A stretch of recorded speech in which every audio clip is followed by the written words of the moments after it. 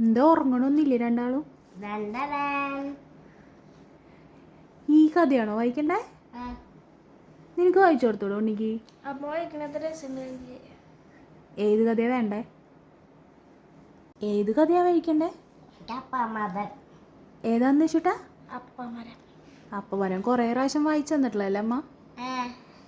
അതെന്നെ മതിയാ? ശരി. നിങ്ങൾ പറഞ്ഞ കഥ ഏതാണെന്നറിയോ? അപ്പമരം. സുമംഗല മുത്തശ്ശിയുടെ വളരെ നല്ലൊരു കഥയാണ് അപ്പമരം. കുട്ടികൾക്ക് ഇഷ്ടപ്പെടുന്ന, നമ്മൾ പണ്ടൊക്കെ ഞാനൊക്കെ കേട്ടിട്ടുള്ളൊരു കഥയാണേ. അപ്പോൾ വായിച്ചു തരാം കേട്ടോ. അപ്പമരം. ഒരില്ലത്ത് ഒരു ഉണ്ണിയും ഉണ്ണിക്കൊരു അച്ഛനും അമ്മയും ഉണ്ടായിരുന്നു. ഉണ്ണിക്കൊരു അനുജത്തി ഉണ്ടായിരുന്നുവെന്നാണ് എൻ്റെ ഓർമ്മ. ഒരു ദിവസം ഉണ്ണി മറ്റൊരില്ലത്തേക്ക് ഇരുട്ടുണ്ണാനും അച്ഛൻ ചാത്തമുണ്ണാനും പോയി. ചാത്തമുണ്ണുക എന്ന് പറഞ്ഞാൽ എല്ലാവർക്കും അറിവുണ്ടാവും. ഇരുട്ടുണ്ണുക എന്ന് പറഞ്ഞാലോ, വിളക്കൊന്നുമില്ലാതെ ഇരുട്ടത്തിരുന്ന് ഉണ്ണുക എന്നൊക്കെയാണ് ആളുകൾ തെറ്റിദ്ധരിക്കുക. എന്നാൽ സംഗതി അതല്ല.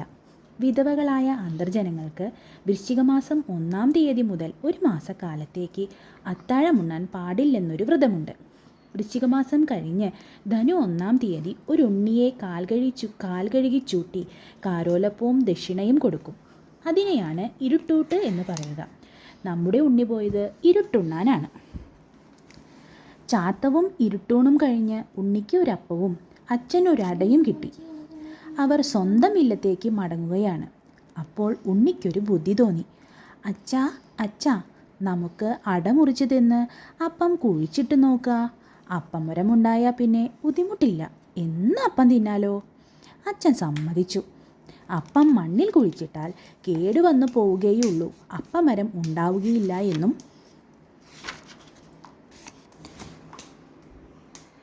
മറ്റും ഉണ്ണിയോട് പറഞ്ഞിട്ട് കാര്യമില്ലെന്ന് അച്ഛനറിയാം. ഉണ്ണി വാശിക്കാരനാണ്. ഒന്ന് വിചാരിച്ചാൽ അതേ ചെയ്യൂ. മാത്രമല്ല, ഈ അപ്പം കുഴിച്ചിട്ട വലിയ നഷ്ടമൊന്നും വരാനുമില്ല. നടുവേവാതെയും വക്കുകരിഞ്ഞും ഇരിക്കുന്നു. മയവുമില്ല. കല്ലുപോലൊരപ്പം. ഉണ്ണിയുടെ അമ്മ ഇതിലും സ്വാദുള്ള അപ്പമുണ്ടാക്കും. അച്ഛൻ്റെ ചെല്ലത്തിൽ നിന്ന് കൊങ്ങണാം കത്തിയെടുത്ത് അവൻ അടമുറിച്ചു. ഒരു കഷ്ണം കുറച്ചധികം വലുതായിപ്പോയി. അത് ഉണ്ണി തിന്നു. എന്നിട്ട് ഉണ്ണി ഇല്ലത്തെ തെക്കേ വളപ്പിൽ ഒരു കുഴി കുഴിച്ച് അപ്പം കുഴിച്ചിട്ടു. കുഴിച്ചിട്ടാൽ മാത്രം മതിയോ? തടമെടുത്ത് നനച്ചാലല്ലേ വളരൂ? ഉണ്ണി ആലോചനയായി. ഈ കുഴിച്ചിട്ടിരിക്കുന്നത് സാധാരണ വിത്തൊന്നുമല്ല, അപ്പാണ്. അതുകൊണ്ട് സാധാരണ മണ്ണുകൊണ്ട് തടമെടുത്ത് സാധാരണ വെള്ളം കൊണ്ട് നനച്ചാൽ പോരാ. ഉണ്ണി അകത്തേക്ക് ഓടി. അമ്മ കലവറ തുറന്ന് സാമാനങ്ങൾ എടുക്കുകയാണ്. ഉണ്ണി ശർക്കര ഭരണിയിൽ കൈയിട്ട് ഒരു നാളികേരത്തോളം വലിപ്പത്തിൽ ശർക്കര ഉരുട്ടിയെടുത്തു. അമ്മ ശഹാരിച്ചതൊന്നും വകവയ്ക്കാതെ അതും കൊണ്ടോടി. ശർക്കര കൊണ്ട് ഭംഗിയിൽ തടമെടുത്തു. ശ്രീകോവിലകത്തെ കൂട്ടിൽ നിന്ന് തേൻകുപ്പിയും അടുക്കളയിലെ തിണ്ണമേൽ നിന്ന് പാൽക്കലവും എടുത്തുകൊണ്ട് ഉണ്ണി വീണ്ടും മുറ്റത്തേക്ക് ഓടി. അമ്മ ഉറക്കെ ശകാരിച്ചുകൊണ്ട് പിന്നാലെ കുറേ ദൂരം ഓടി നോക്കി. പക്ഷേ ഉണ്ണി കുലുങ്ങിയില്ല. തെക്കേ ഇറയത്ത് അഫന്മാരും മുത്തഫന്മാരും ഒക്കെ ഉള്ളതല്ലേ. അമ്മ തെക്കുവശത്തേക്ക് വരികയില്ലെന്ന് ഉണ്ണിക്കറിയാം. എന്നിട്ടും ഉണ്ണിക്കൊരു പേടി. അപ്പം മുളച്ചില്ലെങ്കിലോ? ഈ ചെയ്തതൊക്കെ വെറുതെ ആവില്ലേ? പൂമുഖത്ത് അച്ഛൻ്റെ വെള്ളരിക്കാ ചെല്ലം ഇരിക്കുന്നു. അതിൽ കൊങ്ങണാം കത്തിയുണ്ട്. അടമുറിക്കാൻ ഉപയോഗിച്ചില്ലേ ആ കത്തി തന്നെ. ഉണ്ണി കത്തിയെടുത്ത് കൊണ്ടുവന്ന് തടത്തിനു നേരെ കാണിച്ച് ഭീഷണിപ്പെടുത്തി. നാളേക്ക് ഈ അപ്പം മുളച്ചില്ലെങ്കിൽ അച്ഛൻ്റെ കൊങ്ങണാം കത്തി കൊണ്ടൊന്ന് രണ്ട്. പിറ്റേന്ന് രാവിലെ ഉണ്ണി ഉണർന്ന ഉടൻ ചെയ്തത് അപ്പത്തട്ടത്തിൻ്റെ അടുത്തേക്ക് ഓടുകയാണ്. നോക്കിയപ്പോഴല്ലേ അപ്പം ശരിക്കും മുളച്ചിരിക്കുന്നു. 2 കുഞ്ഞിലകൾ വിരിഞ്ഞിട്ടുണ്ട്. ഉണ്ണിയുടെ ചെറുവിരലോളം നീളമുണ്ട്. ഉണ്ണി പതുക്കെ ചിരിച്ചു. ആ കത്തി കാണിച്ചപ്പോൾ പേടിയുണ്ട് അല്ലേ? കത്തിക്ക് മൂർച്ച ലേശമില്ലെന്ന് ഉണ്ണിക്കറിയാം. ഇന്നലെ അടമുറിക്കാൻ തന്നെ എത്ര പാടുപെട്ടിരിക്കുന്നു. പക്ഷേ അപ്പത്തിന് അതറിഞ്ഞുകൂടല്ലോ. ഉണ്ണി ഒരു ഭീഷണി കൂടി പ്രയോഗിച്ചു. നാളേക്ക് ഈ അപ്പച്ചെടി വലുതായി അപ്പമരമായില്ലെങ്കിൽ അച്ഛൻ്റെ കൊങ്ങണാങ്കത്തി കൊണ്ട് ഒന്ന് രണ്ട്. കൊങ്ങണാങ്കത്തിയെ ഭയമുള്ള അപ്പം അതും അനുസരിച്ചു. പിറ്റേ ദിവസം ഉണ്ണി വന്നു നോക്കിയപ്പോൾ നല്ല ഒരു അപ്പമരം കാറ്റത്ത് തലയാട്ടിക്കൊണ്ട് നിൽക്കുന്നു. മരത്തിൻ്റെ മിനുസമുള്ള തടിയും കൊമ്പും നല്ല തവിട്ടു നിറം, പട്ട പോലെ നനുത്ത ഇലകൾ, കിളിപ്പച്ച നിറം. ഉണ്ണിക്ക് ബഹുരസായി. ഉണ്ണി പറഞ്ഞു, നാളേക്ക് ഈ അപ്പമരം പൂവിട്ടില്ലെങ്കിൽ അച്ഛൻ്റെ കൊങ്ങണാങ്കത്തി കൊണ്ടൊന്നു രണ്ടൊന്നു രണ്ട്. പിറ്റേന്നാൾ ഉണ്ണി നോക്കിയപ്പോൾ മരം നിറയെ നല്ല ഭംഗിയും മണവുമുള്ള വെളുത്ത പൂക്കൾ. തെക്കേ ഇറയത്തിരുന്നാൽ തന്നെ വാസന വരും. ഉണ്ണിക്കൊരു വയസ്സം മുത്തപ്പനുണ്ട്. ഉണ്ണി അപ്പം നട്ട കഥയൊന്നും മൂപ്പരറിഞ്ഞിട്ടില്ല. കണ്ണും ചെവിയൊക്കെ പതുക്കെയാണ്. ചെമ്പകപ്പൂ മൂക്കിൽ തിരികെ കൊടുത്താൽ പോലും മണറിയില്ല. ഈ മുത്തപ്പൻ ആ മുത്തപ്പൻ തന്നെ. എവിടെ നിന്നാണ് നല്ലൊരു വാസന വരുന്നത് എന്ന് ചോദിക്കുകയുണ്ടായി. ഉണ്ണി വീണ്ടും അപ്പമരത്തെ ഭയപ്പെടുത്തി. നാളേക്ക് ഈ അപ്പ പൂക്കളൊക്കെ കായായില്ലെങ്കിൽ അച്ഛൻ്റെ കൊങ്ങണാം കത്തി കൊണ്ടൊന്നു രണ്ടൊന്നു രണ്ട്. അപ്പ പൂക്കളൊക്കെ കായായി. പച്ച നിറത്തിലുള്ള രസക്കുടുക്കുകൾ പോലെ പഴുക്കാത്ത അപ്പങ്ങളെല്ലാ ചില്ലകളിലും തൂങ്ങിക്കിടന്നു. ഉണ്ണിക്ക് തിന്നാൻ ധൃതിയായി. ഒന്ന് രണ്ടെണ്ണം പറിച്ചു തിന്ന്. സ്വാദില്ല, പുളിക്കുന്നു. നാളേക്ക് ഈ അപ്പ കായകളൊക്കെ മൂത്തു പഴുത്തില്ലെങ്കിൽ അച്ഛൻ്റെ കൊങ്ങണാം കത്തി കൊണ്ടൊന്നു രണ്ടൊന്നു രണ്ട്.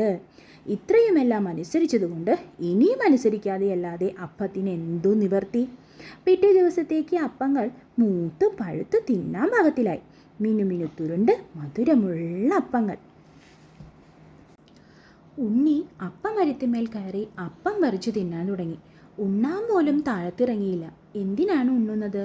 ഇത്ര നല്ല അപ്പം ധാരാളമുള്ളപ്പോൾ. കേട്ടറിഞ്ഞ് ഉണ്ണിയുടെ അപ്പമരം കാണാനും അപ്പം തിന്നാനും പലരും വന്നു. ഉണ്ണി എല്ലാവർക്കും അപ്പം പറിച്ചെറിഞ്ഞു കൊടുത്തു. പറിച്ചാലും കഴിയാത്തത്ര അപ്പമുണ്ട്. എല്ലാവരും തിന്നു മതിയാകട്ടെ. അപ്പോഴാണ് ഒരു കീറച്ചാക്കും ചുമലിലിട്ട് തിന്നാൻ വല്ലതും കിട്ടുമോ എന്ന് അന്വേഷിച്ചുകൊണ്ട് ഒരു രാക്ഷസി ആ വഴി വന്നത്. അപ്പമരത്തിലിരിക്കുന്ന ഉണ്ണിയെ കണ്ടപ്പോൾ അവർക്ക് വായിൽ വെള്ളമൂറി. അപ്പം തിന്നാമല്ലോ എന്ന് കരുതിയിട്ടല്ല. രാക്ഷസിക്ക് അപ്പം തിന്നാനൊന്നും വലിയ മോഹമില്ല. വെളുത്തു തുടുത്തു കൊഴുത്ത ഉണ്ണിയെ തിന്നാനാണ് കൊതി. പക്ഷെ ആരും അറിയാതെ ഉണ്ണിയെ എങ്ങനെ പിടിച്ചുകൊണ്ടുപോകും?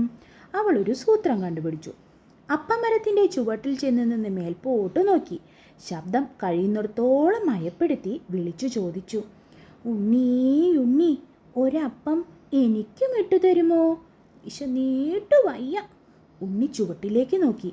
രാക്ഷസിയാണെന്ന് ഉണ്ണിക്ക് മനസ്സിലായി. പക്ഷേ സാധാരണ കുട്ടികളെപ്പോലെ ഉണ്ണി പേടിച്ചതും മറ്റുമില്ല. രാക്ഷസിയല്ല, മഹാരാക്ഷസി വേണമെങ്കിൽ വരട്ടെ, ഉണ്ണിയുടെ അടുത്ത് കളിക്കാൻ പറ്റില്ല. ഉണ്ണി നിസ്സാര ഭാവത്തിൽ ഒരപ്പം എറിഞ്ഞു കൊടുത്തു. അയ്യോ എൻ്റെ ഉണ്ണി, അപ്പം തുപ്പക്കുഴി വീണുവല്ലോ, ഒന്നുകൂടി ഇട്ടു തരൂ, രാക്ഷസി വീണ്ടും അപേക്ഷിച്ചു. ഉണ്ണി ഒരല്പം കൂടി ഇട്ടു കൊടുത്തു. അയ്യോ എൻ്റെ ഉണ്ണി, അപ്പം ചാണകക്കുഴി വീണുവല്ലോ, ഒന്നുകൂടി ഇട്ടു തരൂ, രാക്ഷസി വീണ്ടും പറഞ്ഞു. ഉണ്ണിക്കുണ്ടോ അപ്പത്തിന് ക്ഷാമം? ഉണ്ണി ഒന്നും കൂടി ഇട്ടുകൊടുത്തു. അയ്യോ എൻ്റെ ഉണ്ണി, അപ്പുരുണ്ടുരുണ്ടുരുണ്ടുണ്ട്, എവിടെയോ പോയല്ലോ, കാണാനില്ല. ആകട്ടെ, ഉണ്ണി ഒരു കാര്യം ചെയ്യൂ, ഇനി ഇങ്ങനെ എറിഞ്ഞു തരണ്ട. എറിഞ്ഞു തന്നിട്ടല്ലേ ഒക്കെ കൊള്ളരുതാതാവുന്നത്. ഉണ്ണിയുടെ മുടിത്തലപ്പത്ത് ഒരപ്പം കെട്ടിയിട്ട് കയ്യും കാലും കൊണ്ട് മരക്കൊമ്പത്ത് പിടിച്ച് തല കിഴക്കാൻ തൂക്കായി നിന്നോളൂ, ഞാൻ അപ്പം അഴിച്ചെടുത്തോളാം. ഉണ്ണി ബുദ്ധിമാനാണെങ്കിലും സാഹസിയാണ്. മരത്തിൻ്റെ മുകളിൽ വവ്വാലിനെ പോലെ തല കിഴക്കാൻ തൂക്കായി നിൽക്കുക എന്ന ആശയം ഉണ്ണിക്ക് നന്നേ ബോധിച്ചു. മൂപ്പർ രാക്ഷസി പറഞ്ഞതുപോലെ തന്നെ ചെയ്തു. രാക്ഷസിയാകട്ടെ അപ്പം തലമുടിയിൽ നിന്ന് അഴിച്ചെടുക്കുകയല്ല, ഉണ്ണിയെ തന്നെ പിടിച്ചു വലിച്ചെടുക്കുകയാണ് ചെയ്തത്. എന്നിട്ട് ചാക്കിലിട്ട് കെട്ടി ചാക്ക് ചുമലിൽ കൂടി പിന്നോക്കം തൂക്കിയിട്ട് കാൽ വലിച്ചു വെച്ച് വേഗം നടന്നു. വീട്ടിലെത്തിയിട്ട് വേണം ഉണ്ണിയെ വേവിച്ചു തിന്നാൻ. വിശന്നിട്ടു വയ്യ. പോകും വഴി രാക്ഷസിക്ക് പെട്ടെന്നൊരു ഓർമ്മ വന്നു. വീട്ടിൽ ഒരൊറ്റ കൊള്ളി വിറകില്ല. രാക്ഷസിക്ക് ഒരു മകളുണ്ട്, കുട്ടിപ്പെണ്ണ് എന്നാണ് പേര്. പക്ഷേ പൊട്ടിപ്പെണ്ണ് എന്നാണ് അവളെ വിളിക്കേണ്ടത്. യാതൊന്നും അറിഞ്ഞുകൂടാ. രാവും പകലും ഒരുപോലെ കിടന്നുറങ്ങും. അവൾ വിറകൊന്നും പെറുക്കിക്കൊണ്ട് വന്നിട്ടുണ്ടാകില്ല. വിറകില്ലാതെ എങ്ങനെയാണ് ഉണ്ണിയെ വേവിച്ചു തിന്നുക? രാക്ഷസി ഒരു ചണ്ടികുളത്തിൻ്റെ പക്കത്ത് ചാക്ക് ഇറക്കി വെച്ച് ചുള്ളി വിറക് പെറുക്കാൻ പോയി.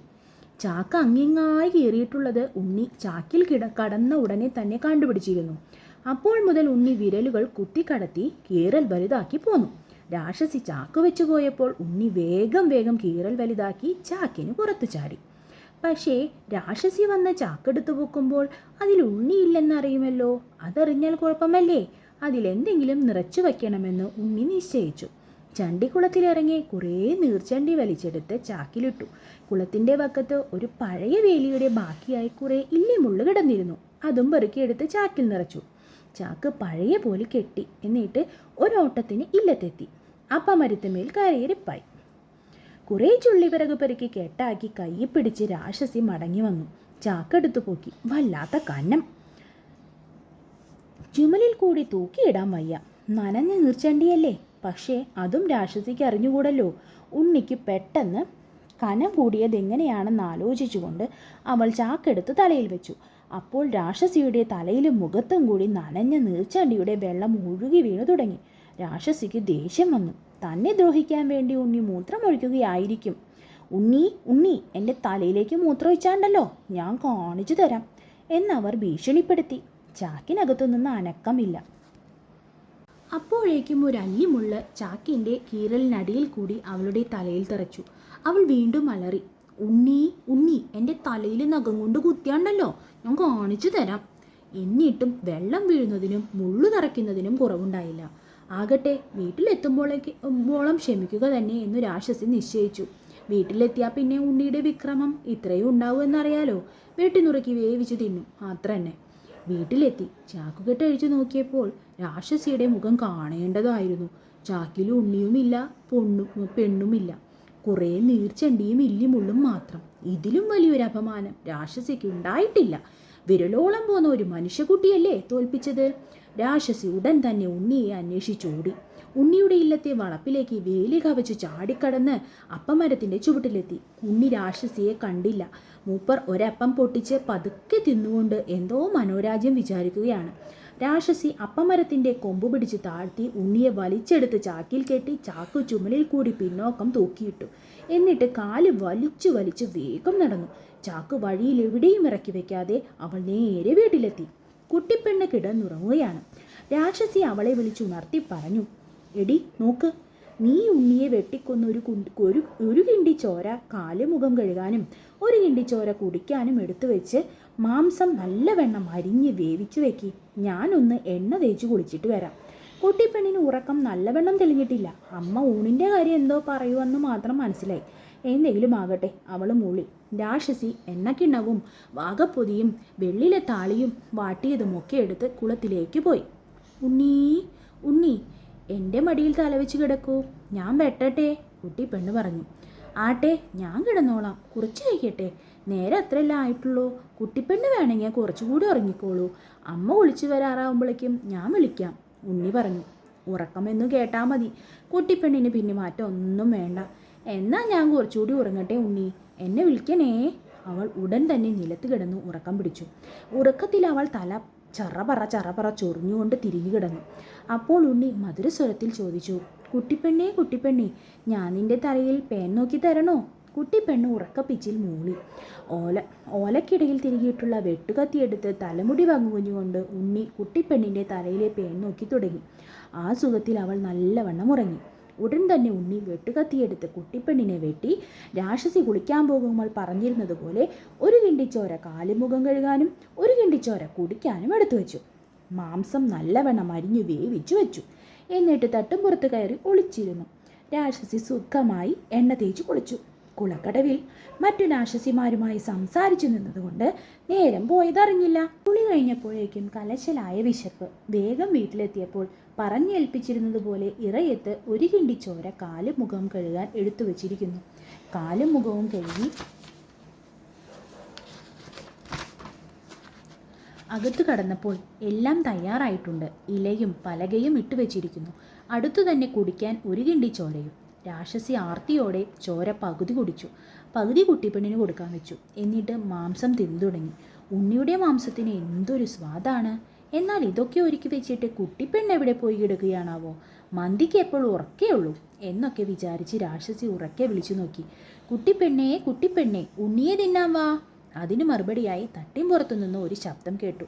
തൻ്റെ മകളെ താനേ തീനി തണ്ടുണ്ടുണ്ടും. ആരാണത്? രാക്ഷസി വിളിച്ചു ചോദിച്ചു. ഉത്തരമില്ല.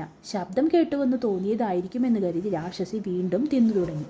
കുട്ടിപ്പെണ്ണേ, ഉണ്ണിയെ തിന്നാൻ വാ. തൻ്റെ മകളെ താനേ തീനി തണ്ടുണ്ടുണ്ടും. അപ്പോഴും കേട്ടു തട്ടിൻപുറത്തു നിന്ന് ആ ശബ്ദം. അപ്പോൾ തോന്നിയതല്ലെന്ന് രാക്ഷസിക്ക് തീർച്ചയായി. ആ ശബ്ദം ഉണ്ണിയുടേതാണെന്ന് അവൾക്ക് തോന്നി. അവൾക്ക് പേടിയായി. ഉണ്ണിയുടെ പ്രേതമായിരിക്കുമോ? അവൾ തെരുതെരെ വിളിച്ചു, കുട്ടിപ്പെണ്ണേ കുട്ടിപ്പെണ്ണേ, ഉണ്ണിയെ തിന്നാൻ വാ. തൻ്റെ മകളെ താനേ തീനി തണ്ടുണ്ടുണ്ടും. മൂന്നാമതും തട്ടിപ്പുറത്തുനിന്ന് ശബ്ദം കേട്ടു. ആ ശബ്ദം പറയുന്നത് എന്താണെന്ന് അപ്പോഴേ രാക്ഷസിക്ക് മനസ്സിലായുള്ളൂ. സ്വന്തം മകളെ തന്നെ തിന്നുന്നു എന്നാണ് പറയുന്നത്. ഈശ്വര, ഉണ്ണി ചതിച്ചോ? ഈ തിന്നുന്ന മാംസം കുട്ടിപ്പെണ്ണിൻ്റെയാണോ? രാക്ഷസി കൈകുടഞ്ഞു ചാടി എഴുന്നേറ്റ് തട്ടിൻപുറത്തേക്ക് ഓടിക്കയറി. രാക്ഷസിയെ കണ്ട ഉണ്ണി ഓട്ടിൻപുറത്തേക്ക് ചാടി. രാക്ഷസിയും കൂടെ ചാടി. അപ്പോഴേക്കും ഉണ്ണി കിണറ്റിൻകരയിൽ എത്തിക്കഴിഞ്ഞു. കിണറ്റിൻകരയിൽ ഏത്തത്തിൻ്റെ വലിയ കല്ല് കിടക്കുന്നു. ഉണ്ണി ആ കല്ലെടുത്ത് ഉറക്കെ നിലവിളിച്ചുകൊണ്ട് കിണറ്റിലേക്ക് എറിഞ്ഞു. ഉണ്ണി കിണറ്റിൽ വീണുവെന്ന് രാക്ഷസി വിചാരിക്കട്ടെ. അതുതന്നെയാണ് രാക്ഷസി വിചാരിച്ചത്. ഉണ്ണിയെ പിടിക്കാൻ വേണ്ടി അവളും കിണറ്റിൽ ചാടി. ചാട്ടത്തിൻ്റെ ഊക്കുകൊണ്ട് നേരെ കിണറിൻ്റെ അടിയിലുള്ള പാറക്കല്ലിന്മേൽ ചെന്തുമുട്ടി കാലൊടിഞ്ഞു. കാലുകൊണ്ട് തുഴഞ്ഞ് വെള്ളത്തിനു മീതെ പൊന്താൻ കഴിഞ്ഞില്ല. അങ്ങനെ രാക്ഷസി മുങ്ങി ചത്തും പോയി. ഉണ്ണി മടങ്ങി വന്ന് അപ്പമരത്തിന്മേലെ തന്നെ കയറിയിരുന്ന് അപ്പങ്ങൾ പറിച്ചു തിന്നു തുടങ്ങി. കഴിഞ്ഞൂട്ടാ. കഥ ഇഷ്ടായാ? എത്ര തവണ പറഞ്ഞതാ കഥയാ? ഇനി ഉറങ്ങിക്കോ. Good night.